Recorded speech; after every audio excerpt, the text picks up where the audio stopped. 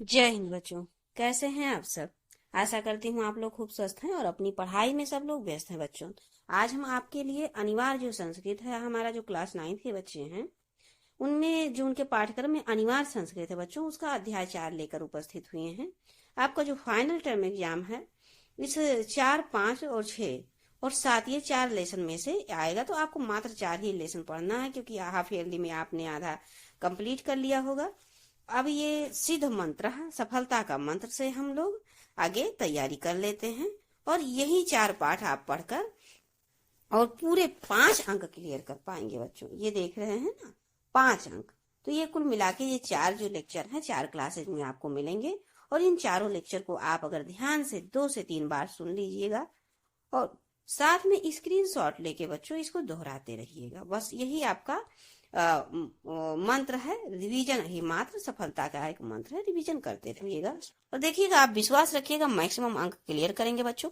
और जो भी पाठ्यक्रम हमने आपको पढ़ा दिया है, आप डिस्क्रिप्शन बॉक्स में जाकर और प्लेलिस्ट तैयार कर दिया बच्चों, क्लास वाइज सब 9 to 12 सबका क्लास वाइज प्लेलिस्ट है। तो सारी चीजों को आप टॉपिक वाइज भी अलग अलग प्लेलिस्ट है, हिंदी व्याकरण वगैरह, तो आप उसको ध्यान से जाके पढ़ लीजिएगा बच्चों। और रस छंद अलंकार हमने क्लास 10 वाले बच्चों को पढ़ा दिया है, तो वहां से थोड़ा आप पढ़ लीजिएगा, चीजों को समझ लीजिएगा।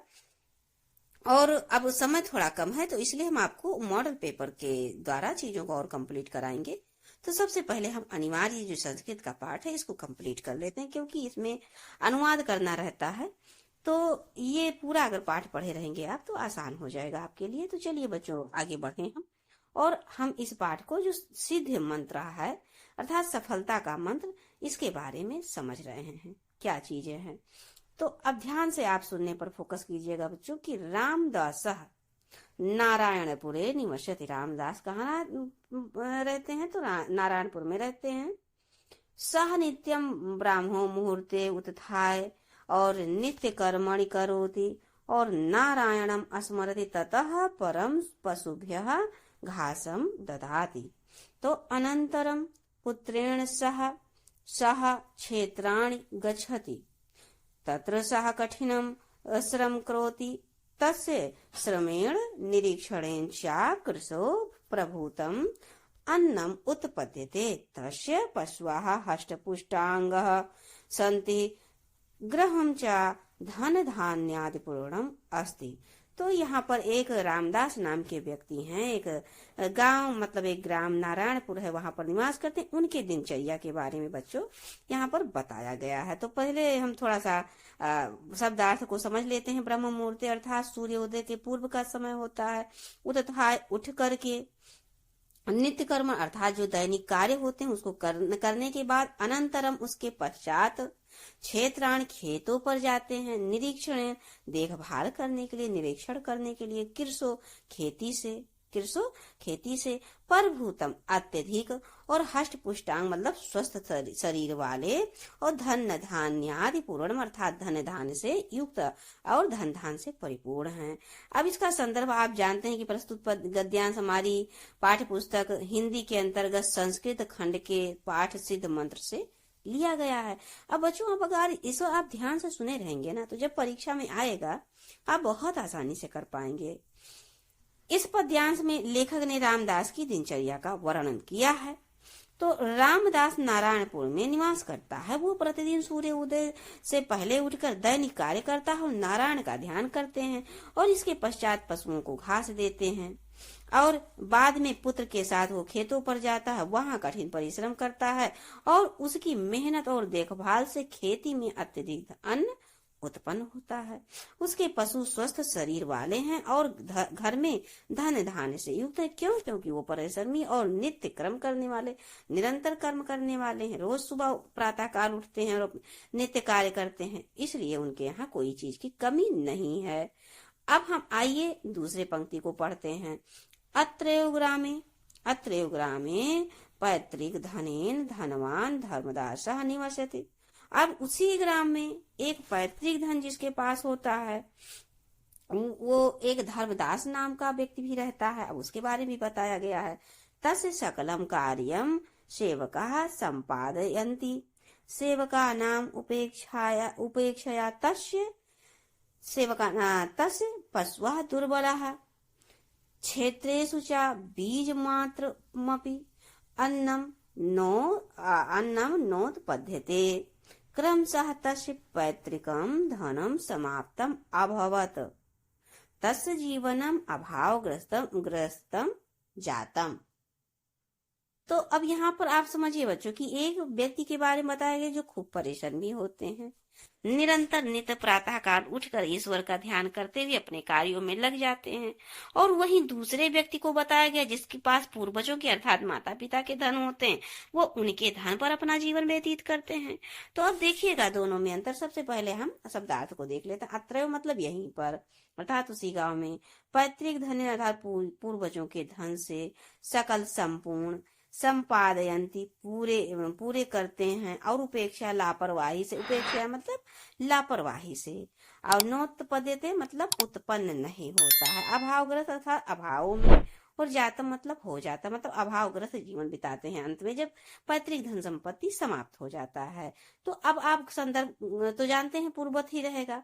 तो अब इसमें क्या कहा गया इस पंक्ति में, तो इस गद्यांश में लेखक द्वारा पूर्वजों की संपत्ति से धनवान बने धर्मदास की दिनचर्या व अभावग्रस्त पशुओं की दुर्बलता को दर्शाया गया है।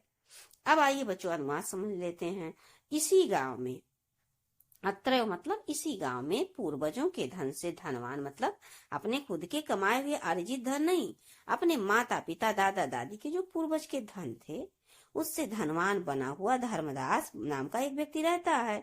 उसका संपूर्ण कार्य सेवक करते हैं, मतलब वो स्वयं नहीं करता, नौकर चाकर करते हैं। सेवकों की लापरवाही से अर्थात अब नौकर चाकर करते हैं तो अपने हिसाब से करते हैं, उसके पशु दुर्बल हो गए हैं और खेतों में बीज के लिए भी अनाज उत्पन्न नहीं होता। धीरे धीरे उसके पूर्वजों का धन समाप्त हो जाता है और उसका संपूर्ण जीवन अभावों से ग्रसित हो जाता, मतलब संपूर्ण जीवन उनका दुख से कटता है। क्यों? क्योंकि वो परिश्रमी नहीं होते, उनके कार्य नौकर चाकर करते हैं। और जब धन समाप्त हो जाता है, क्योंकि जब लापरवाही से काम करते हैं तो धन भी नहीं उत्पन्न होता, अब पूर्वज का धन धीरे धीरे समाप्त हो जाता है, तो जीवन अभावग्रस्त और दुखमय कटता है। अब देखिए क्वेश्चन आंसर देखिए बच्चों। रामदासा कुत्र निवसति, आप बताइए, आपने अगर चैप्टर ध्यान से पढ़ा है तो आप बता पाएंगे कि नारायणपुरे निवसति। नित्यम ब्राह्म मुहूर्ते कहा उत्तिष्ठति, कौन उठता है नित्यम, तो रामदास नित्यम ब्राह्म मुहूर्ते उत्तिष्ठति। अब देखिए दैनिक कर्माणि कृत्वा रामदासा कुत्र गच्छत, मतलब दिन जो दैनिक कार्य होते हैं उसको करने के बाद रामदास कुत्र गच्छत, कहाँ जाता है, तो रामदास ब्रह्मा मुहूर्ते उत्तिष्ठित नित्य कर्माणि करोत नारायणम स्मरत, तत्पश्चात उसके बाद सह स्वक्षेत्राणि गच्छतो, वो स्वयं अपने खेत पर जाता है। कस्य गृहम धन धान्यादि पूर्णम अस्ति, तो रामदास, क्योंकि वो परिश्रमी है, गृहम धन धान आदि पूर्णम अस्ति। रामदास केन सह क्षेत्राणि गच्छत, किसके साथ जाता है, तो आपने पढ़ा कि पुत्रेण, पुत्र के साथ, क्षेत्राणि गच्छति।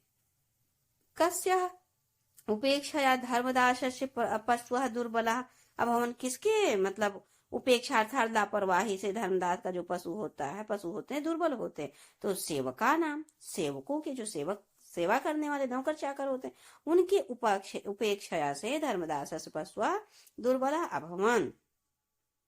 कस क्षेत्रेषु बीज मात्रमपि अन्य नोत्पद्यते, तो धर्मदासस्य क्षेत्रेषु बीज मात्रमपि अन्य न उत्पद्यते। धर्मदासस्य जीवनम कीदृशम अभवत्, किस प्रकार से कटता है, तो धर्मदासस्य जीवनम अभावग्रस्तम अभवत्। अब देखिए रामदासा धर्मदासम किम अपरेक्षत, रामदासा और धर्मदास में, तो रामदासा धर्मदासम अपरेक्षत, पूछता कि मित्र धर्मदास चिराद दृष्टोसि किम केनापि रोगेण ग्रस्तः एन एवं दुर्बलम। धर्मदासः किम विचारयत्, तो धर्मदासः विचारयत् केनोपायेन मंत्रेण तंत्रेण वा संपन्नः भवेयम्, किसी उपाय से मतलब संपन्न होना। धर्मदासस्य दारिद्र्यस्य किम कारणम आसीत्, किस कारण से धनदास मतलब धर्मदास गरीब हो गया तो धर्मदासस्य दारिद्र्यस्य कारणम आकर्मण्यता आसीत्। क्या आकर्मण्यता मतलब कि कोई काम ना करना, यही उसकी जो दरिद्रता का कारण था, गरीबी के कारण था। अब देखिए धर्मदासा रामदासम किम अपृच्छेत, तो धर्मदासा रामदासा सिद्ध मंत्र अपृच्छत, सफलता के मंत्र पूछने लगा था धर्मदास रामदास से। केन प्रकारेण महात्मा वर्षांते सिद्ध मंत्र दास्यते, तो अनुष्ठानेन प्रसन्नः महात्मा वर्षांते सिद्ध मंत्र दास्यति। विपन्नः धर्मदासः संपत्ति अभिलषण किम अकरोत्, तो विपन्नः धर्मदासः संपत्ति अभिलषण एकम वर्षम यथोक्तम अनुष्ठानम आकरोत्। केन कारणेन धर्मदासस्य स्वास्थ्य अवर्धत, तो नित्य प्रातः जागरण धर्मदासस्य अस्वस्थ स्वास्थ्य अवर्धत। धर्मदासः कथम संपन्नः अभवत्, तो धर्मदासा कर्म करणेन संपन्नः अभवत्। किम किस मतलब धर्मदास बाद में संपन्न किस तरह हो गया, तो अपने कर्म के कारण से हो गया। किम कर्त्वा मनुष्यात् सर्वम अभीष्टम फलम लभते, तो श्रम कृत्वा मनुष्यः सर्वम अभीष्टम फलम लभते। क्या कह रहा कि क्या करके मनुष्य सभी सुखों को अभीष्ट फलों का लाभ ले सकता है, तो श्रम करके, अपने परिश्रम करके, नित्य क्रम अपने करके अभीष्ट फल का भोग कर सकता है। जैसे हमें आप इससे क्या सीखते हैं कि हम अपनी परीक्षा में कैसे अच्छे अंक आप ला सकते हैं, तो निरंतर पढ़ाई करके, निरंतर परिश्रम करके आप भी अच्छे अंक ला पाएंगे और आप प्रसन्न होंगे जब अपना अच्छा अंक का रिजल्ट देखेंगे, तो माता पिता भी प्रसन्न होंगे आपके। सिद्ध मंत्र किम अस्ति, तो कर्म एवं सिद्ध मंत्र अस्ति। कर्म एवं सिद्ध मतलब कर्म ही सिद्ध मंत्र है।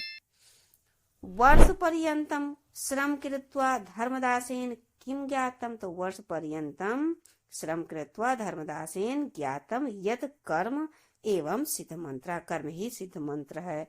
रामदासा धर्मदासम सुखी समृद्धिम च अवलोक्यत किम अकरोत्, तो रामदासा धर्मदासम सुखी समृद्धिम च अवलोक्यत प्रहृष्टः सन्तुष्टः च यथास्थानम अगच्छत, तो लक्ष्मी निवास हेतु कम स्वयं याति, तो उत्साह संपन्नम अदीर्घ सूत्रम क्रियाविधिज्ञ व्यसनेषु असक्तम सूरम कृतज्ञ दृढ़ सौहार्दम च लक्ष्मी निवास हेतु स्वयं याति।